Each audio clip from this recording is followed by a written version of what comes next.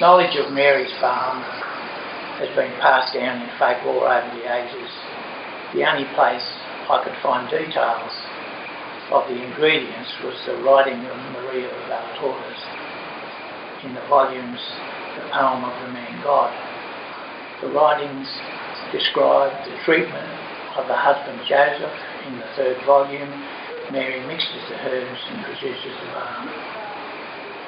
This was sent with the apostles and disciples to Greece.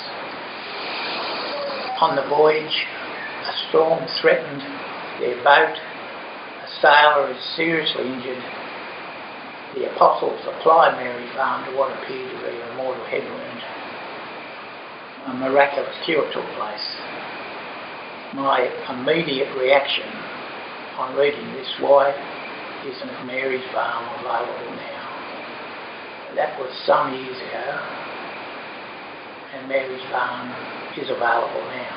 A small group from the New South Wales Central Coast, Australia, has joined together to produce and distribute Mary's Balm. We have done our best to produce the best quality balm based on Maria Valtorta's writings and the ingredients detailed in Volume 3 of The Balm of the Man God.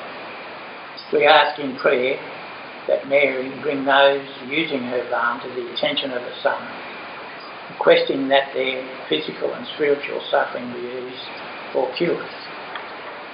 Most importantly, the trust and faith of those turning to her balm for help will result in greater knowledge of Mary. We especially ask family and friends of those with little or no belief have Mary's balm brought to their attention or be provided to them, so that they may use it, allowing her to bring them to her Son's attention. Matthew stated in the writings that those that are cured become disciples and their families follow suit. I'm going to read some sections out of Volume 3 of The Balm of the Man God, quotations from Volume 3. Relating to Mary's balm. Mary has prepared the balm to treat one of the disciples and tells them the ingredients. She prepared the balm for a special purpose and used Syntec. Remember the composition so that you can make more: lilies, camphor, dittany, resin, cloves with laurel and artichoke. The second section of reading is from Section 319 of Volume 3. During a storm, a man is badly injured. His head is split open by a falling mast. Peter is able to rescue him before he is washed overboard and takes him below to Syntec. What happens down below is Syntec can do nothing else but apply Mary's balm. They apply it to a serious head wound, what appears to be a mortal head wound that runs from the top of his head to the nape of his neck, and then they bandage it up. Now the next very important thing they do is that Syntec and the apostles pray for the man. Section 320 of the third volume relates to the captain who speaks to the apostles and to the injured man. Now the captain comes up after a few days and the man's on deck, still very sick and pale, but he's amazed that the man is alive because he was hit so heavily by a mast and the metal attached to it. He talks to the man and tells him that unless they'd applied this ointment, he definitely wouldn't be alive. He then asks them to show him the wound, and they unbandage his head, and there's just a red mark, mild red mark, down from his head to his neck.